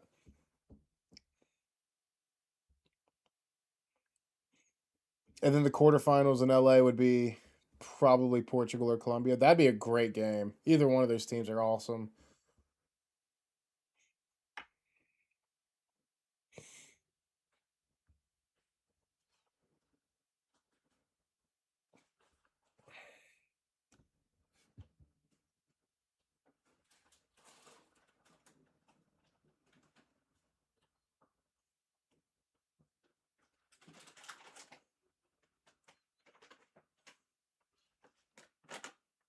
Okay.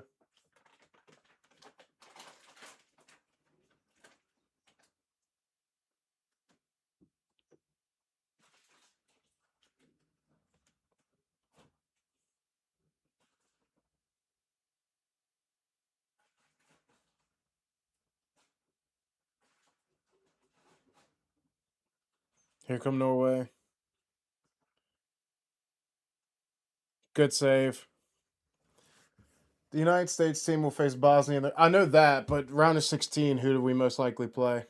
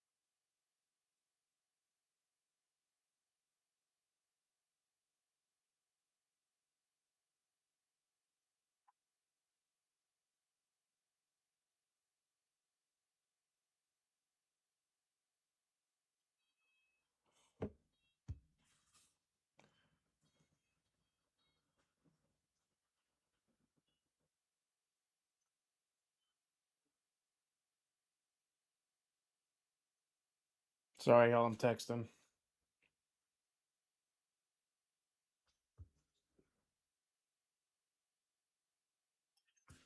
This topic sometimes feels like a corruption case in the past. It was assumed that before 2014, Argentina Uruguay would host the World Cup later than the tournament expanded to 48 teams. Paraguay was at it.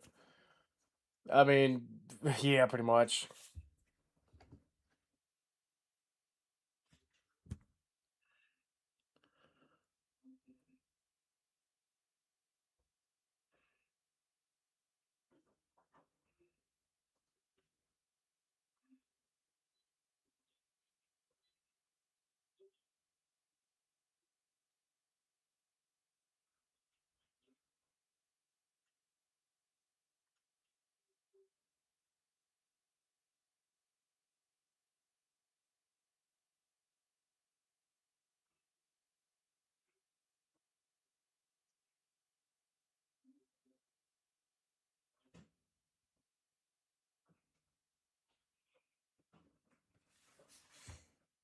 Argentina. Oh shoot, I'm catching up.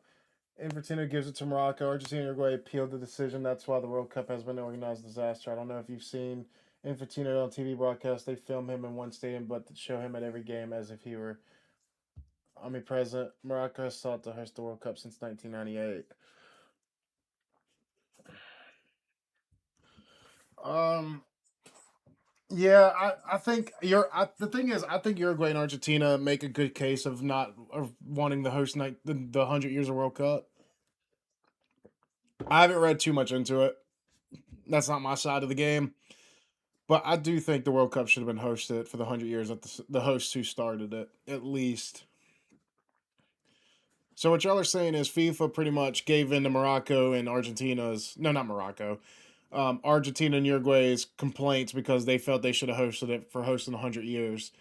So they were like, all right, we'll make it work. Is that what y'all are telling me? And they threw in Morocco because they've been trying to host since 1998. Is that what y'all are saying? Morocco got it because they've been trying for years, and Argentina and Uruguay got it because they've just been begging for it since it's 100 years of World Cup. Is that right? And then Portugal and Spain were obviously just the choice FIFA made.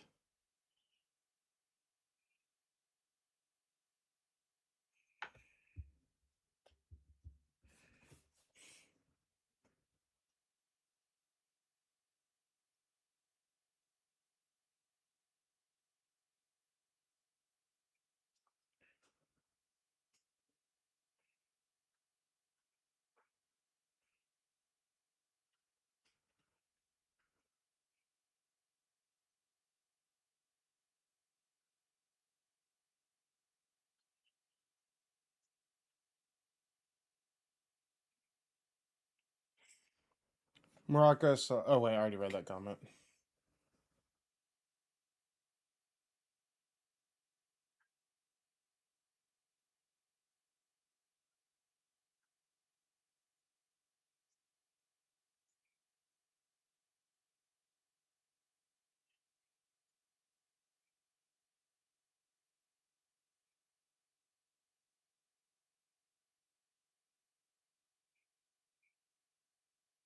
This seems to be the case for a non-profit organization. FIFA always looks for what? Yeah, I know.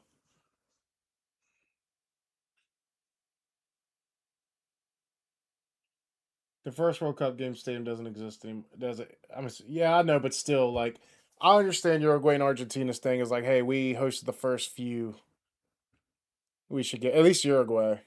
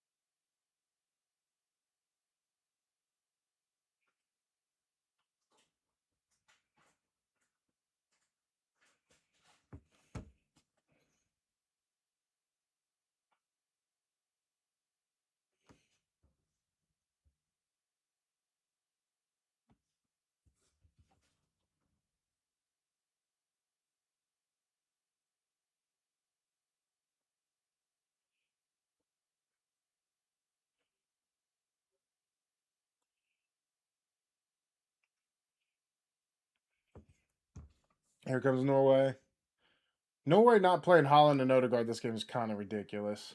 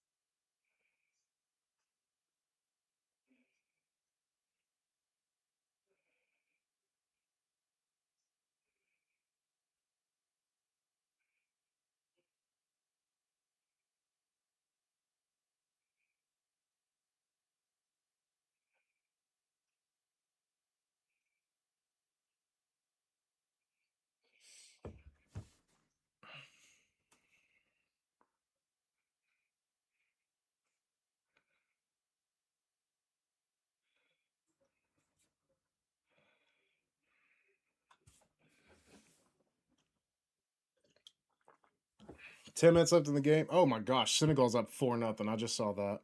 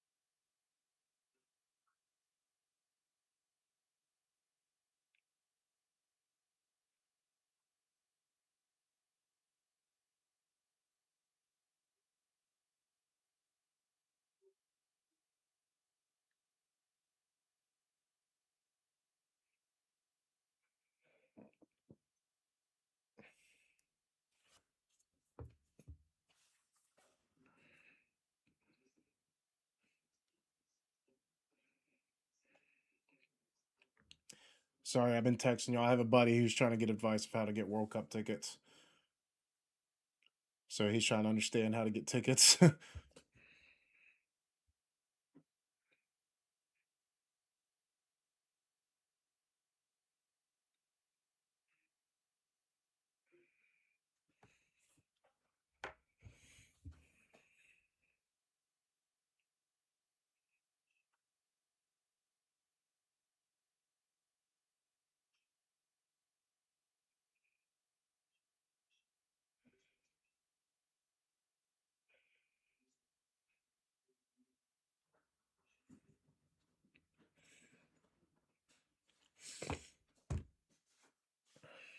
All right, let me see the Senegal stats. How'd they go 4-0 up like that? Ismail Assar and Papis Gay scored twice. No goals from Mane yet. Interesting.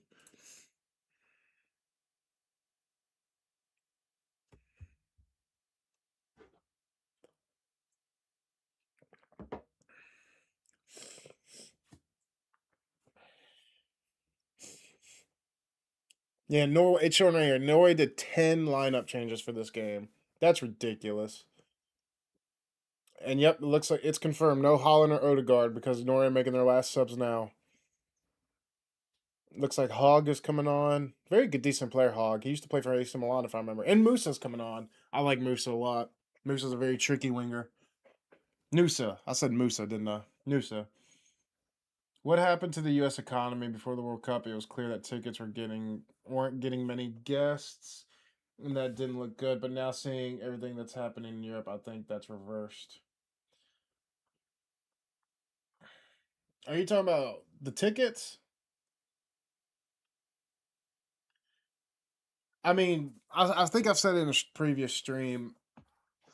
Every company, but now seeing everything that has happened with Europeans, I think that's reversed. I've said this before. Everything got elevated here in the U.S. because of World Cup. Plane tickets got more expensive. Transit, any type of transportation, it just got elevated. Uh, it just got elevated because of World Cup. So more planes, more trains, more taxis, um, all that good stuff. It pretty much just got elevated because of World Cup, and then tickets. That's on FIFA. Where FIFA fucked up was they let resellers get a hold of these tickets. If you want me to put in perspective, I got the USA Australia tickets at face value, and I'm not gonna tell you what the ticket price was. You can do the research yourself. But the ticket price I paid was 3 digits. Okay, the ticket prices I paid for 2 tickets were 3 digits. Okay, after USA and Australia both won their game, the cheapest ticket I think I saw was like $2,800. And that's because of resellers. That's not on FIFA. Well, I mean, that's partially because of FIFA, but the resellers make that price. So when FIFA let these resellers get these tickets, they opened the door for more money. That's why FIFA took 15% of the percent of what the reseller was making, and the payer had to pay an extra 15%. So FIFA got money hungry with tickets. Now, restaurants and food, I don't think they elevated their prices for World Cup. That's what a restaurant does, that's on them. Um, I mean, I guess you could say the same for transportation as well, but I'm talking about restaurants is usually local businesses, so I'm not gonna shit on that. And everywhere I've ate, it's been the price that it's normal. So, um, but yeah, I think what if again this would make the most sense, but I know no one's gonna do it. If FIFA wanted to be fair to the fans, they would make it to where if you bought a ticket for the face value, which the face value was already an increase enough, but it was I wouldn't say affordable, but it was more affordable than the normal. Okay. So I lost my train of thought. Oh, it make more sense if you bought a ticket for, say, the category four, which would have been like if you were lucky and got the $80 ticket. If you can't make that game and you sell it, you then put it back on FIFA website for exactly what you paid, $80, and the person who can go can pay that price. That would make the most sense. But FIFA didn't do that. They let resellers get a hold. I don't know if it's like this in Europe or South America. You could tell me because I've never been. But we have a bad like reseller and what do you call them? People who just halt all the stuff. They go to make profit. Like we see with Pokemon cards, for instance, here in America. People wait in line at Target, Walmart, 2 hours before opening to get the new box sets so they can resell them for twice for what they paid. And it's stupid. That's why we see rules here in America now, where you see some of these stores they limit it to like two per person rather than having someone buy the whole store of stock. FIFA are doing the same thing for their tickets almost here in the states. Dang, Senegal up 5-0 now. I could make a whole video about this. There is no legal resale sites in South America. Everything is illegal. See, that's what I'm saying. That's amazing. I wish we had that. Which, don't get me wrong, it's harder to get a ticket because once you miss it, right? Am I right in saying that? If you miss out on tickets, you miss out on tickets. Am I right in saying that? Unless someone sells it for more than. There's no legal resale site. Okay, but I'm assuming if someone buys a ticket, they're stuck with the ticket, and the only way they could sell it is if just giving it to the person in a like a one-on-one transaction fee. Yeah, okay. That's what the US should be. But again, you're open it to resellers still, kinda. But I also know Europeans and South Americans are more loyal to their fan base, to their sports and stuff like that. If you miss it, you miss it. Yeah. That's what I'm saying. It's stupid. That's why I like the American Outlaws here for the US and Sammers. They sell their tickets for what FIFA gives them and they sell it at the price that's what the face value. And they have rules in their program saying if you sell your ticket, you can't sell it for more than the face value that you paid. That's why I like American Outlaws and Sammers groups for the US. That's US soccer, by the way. So for instance, the USA Senegal game I went to in Charlotte, that again, not World Cup game, but it was a friendly here right before the World Cup. American Outlaws tickets were like $30. Right behind the goal.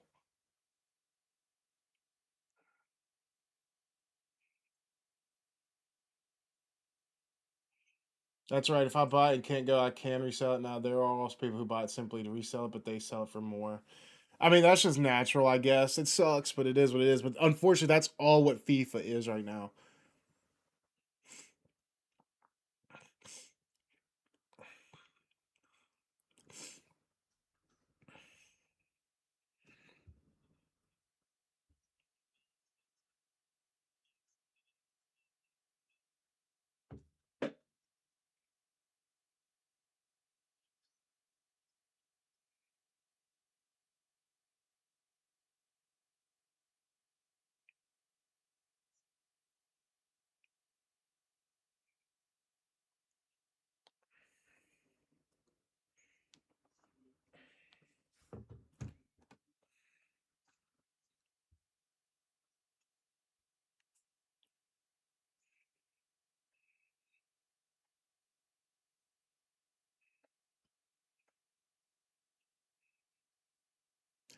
I would love to know what Norway fans think of their their coach playing a whole different 11 for this game, where they still could have made top of the group. I'd be upset.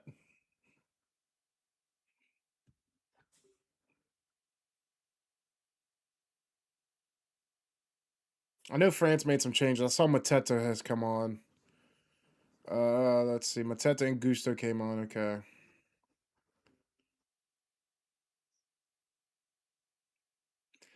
It's been a nothing second half. It was a great first half. It's been a nothing second half. This game had a lot more hype than what it played out to be, and I've said it a million times already. But like one of the reasons I live streamed this game because I was like this is one of those games that makes sense. Norway versus France, teams playing for top of the group. I thought both teams were going to properly go for it, but Norway didn't. Norway didn't give a shit.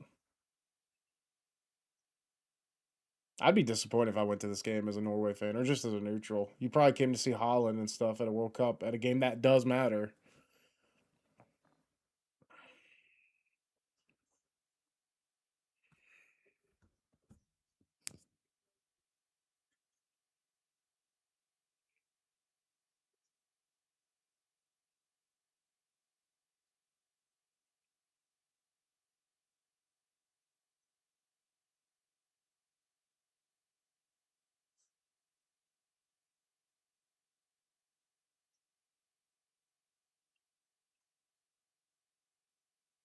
Oh, nice play here from France. Theo Hernandez skies it.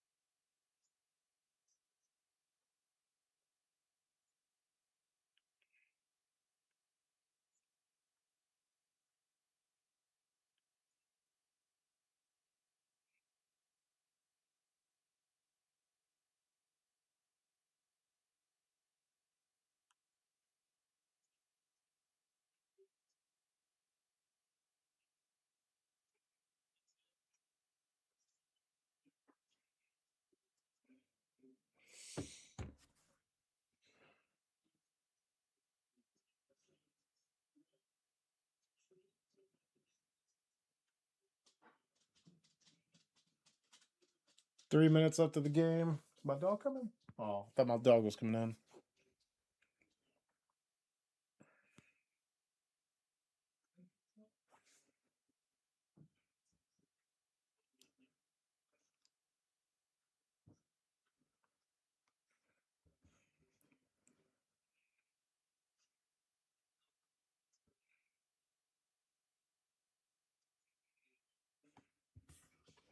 And 4-1 France. Is it Douay?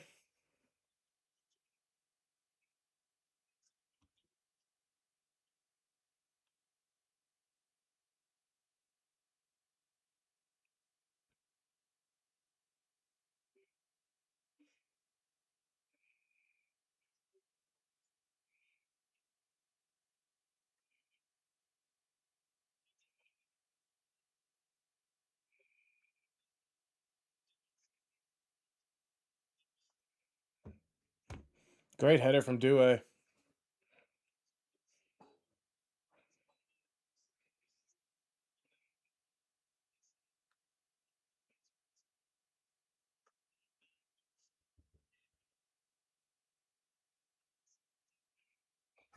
I'm not gonna lie.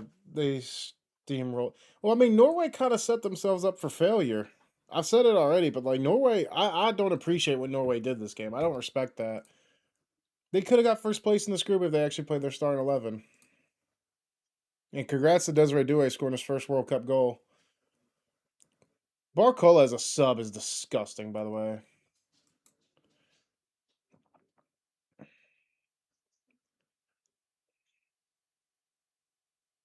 I'm really disappointed this game has not lived up to what it's supposed to be because like this was supposed to be one of those early powerhouse games. I'm really disappointed. That's one of the reasons. I'll be honest with you. That's one reason I streamed this because I thought it was going to be a Mbappe versus Haaland. I'll be honest with you, but it's still been an okay game. I mean, 4-1, a lot of goals, sure, but it's just disappointing. Norway went a cowardly way. The coach did. I mean, it's not the player's fault, obviously.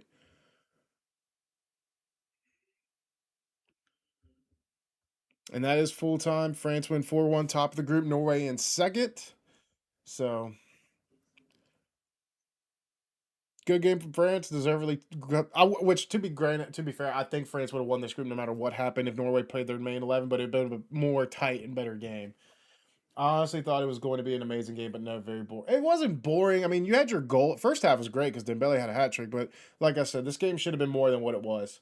This should have been an Mbappe versus Haaland type game, and both teams were really going at each other for first place. Norway's coach showed out here they were okay with second and didn't give a shit. Dude, Iraq with a negative 11 goal difference. Wilfriend has a good afternoon. Yeah, I'm about to end the stream here, guys. Anyway, like I said, go check out my Ecuador versus Germany vlog and go like it and go comment on it because you're helping me out. And tell all your friends to sub to me while you're at it. We're on the road to 10,000 subscribers. We're at 2,400 currently. But make sure you go check out that video, like it, and share it. Do what you got to do. I am streaming tomorrow for Colombia versus Portugal. Thank you for your cool streams. Thank you for being so cool and being involved. I will be back tomorrow for Colombia versus Portugal. Nicholas, if you're still on, I am streaming Colombia game tomorrow. So come join me with that one. And as I said, guys, go like and watch the new video. It'll mean a lot and help this channel out massively. And as always, guys, I will see you all very, very soon.